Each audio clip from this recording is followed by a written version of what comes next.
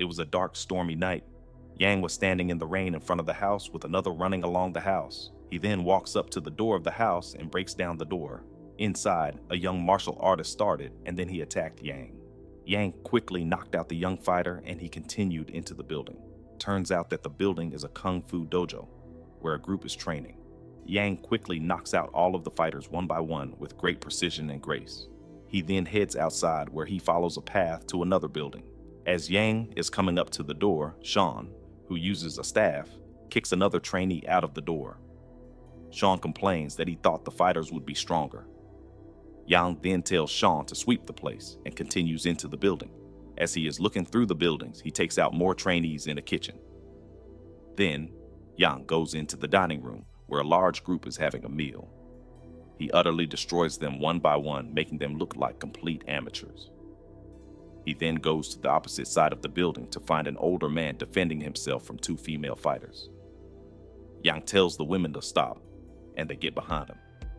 The master realizes that it was Yang who was the cause of the attack. Yang tells him that he has gotten slow and calls him Sifu. Yang asks Sifu to just step aside so he could get what he wanted. Then Yang steps forwards to challenge Sifu. Then Sifu and Yang face off in a one-on-one duel. Yang seems to get the upper hand at times, but Sifu remains calm and pushes him through a door. As they continue to fight, Yang eventually takes out Sifu. Then we see a little boy covering his mouth in a dark place. Yang goes and grabs the item he wanted and then orders the boy to come out of the hiding spot. When the boy comes out, Yang orders one of his men to kill the boy. The mercenaries leave, but it turns out that the boy has a glowing trinket in his hand. This trinket has kept him alive. He then runs over to the lifeless body of Sifu lying on the ground, who he reveals is his father. The young boy begins to train every day and night. He begins practicing in his mind to fight against each of the mercenaries. After years of practice, he has had enough practice. He is ready to take his vengeance against those who killed his father. He then wakes up from his daydreaming in the present day. He chooses to take out Fajar, the botanist, first, who is located in the squats. From here, he begins taking down enemies one by one. As he slowly makes his way to the location of the botanist, he kung fu's all of the henchmen in the area and finally makes it to the botanist. Fahar, the botanist, is in a large room full of plants. He is standing next to a flower bed full of sand and makes a plant grow straight from his hand. Then he turns around to fight.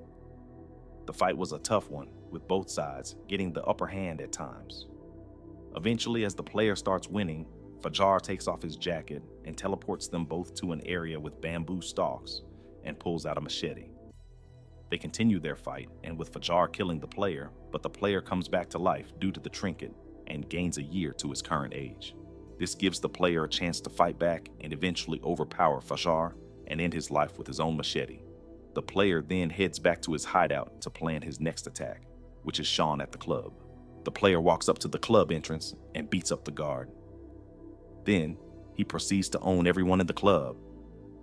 There are a few strong fighters like the girl who uses a lot of kicks, the two big burly guys guarding the door, the Thai kickboxer looking guy, the girl that made me fight a bunch of henchmen before coming off her ledge, and the chick with a bow staff.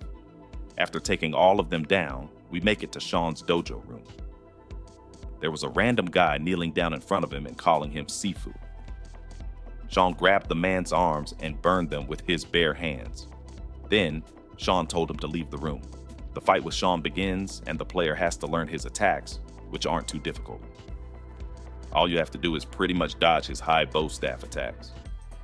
Eventually, you get Sean low health, and he decides to throw his cigarette on the ground. Then, he hits the cigarette and sets the dojo on fire. Then they continue their fight, with the player eventually disarming him of his bow staff and ending him with it. The player returns to his hideout to rest and recover. Then he decides on the next area, which is the museum, to take out Kuroki, the artist. When the player gets to the museum, the guards are waiting for him at the entrance and telling everyone to get into position. He destroys the men guarding the entrance. The museum has multiple levels, so the player starts fighting his way up each level in the museum. The player once again goes through all of the men like they are nothing, while passing many beautiful pieces of abstract art along the way. Each area has a group of security there to try to take him out, but he takes care of them with ease. He eventually makes it to level 4, where there is a guardrail with a strange symbol wiggling around. He has to jump over the guardrail, even though there is no bridge, and walk along an invisible platform. After entering the door, the player is teleported to a dark room with rain falling. The player has to defeat all of the enemies there. Then, a bright door opens with a long halfway dedicated to karaoke, with fighters along the way. The player quickly disposes of them, while seeing some beautiful art pieces. At the end of the hall, the player enters a few dim caverns of different colors, with many strong fighters. He eventually makes it to karaoke, where she explains that vengeance won't make him feel better and she doesn't want to fight you, but the player forces a fight. The two fight a fierce battle where the player quickly gains the upper hand and overpowers karaoke. She then releases her true form that looks like she has some type of mental issues and gains great strength in the process. The player falls in battle a few times, but resurrects thanks to the trinket while getting older. He is eventually able to defeat karaoke and uses her own blades to take her out. As karaoke lay there after falling, she transforms back into her kinder version. The player returns to his hideout once again, choosing to go to the tower to Jinfeng, the CEO. When the player gets to the tower, he is told to take the elevator up to the CEO's office. The guard on the elevator wanted to test his luck, but got put down quickly. He arrives at Jinfeng's office and has a conversation with her. Jinfeng tells the player that Yang would love to see him, but he won't have that opportunity. Then rings a bell and disappears. The player then has to search the tower to find the CEO, taking out many enemies along the way. He finds an elevator shaft and jumps on top of the elevator. Then, some men show up, but the player takes them out and keeps going. He eventually makes it to an underground cavern where he searches and fights more enemies. But from his previous fights, they are no match for him. He eventually finds the CEO in a large room, where she tells the player that what the mercenaries did, they did it for the people.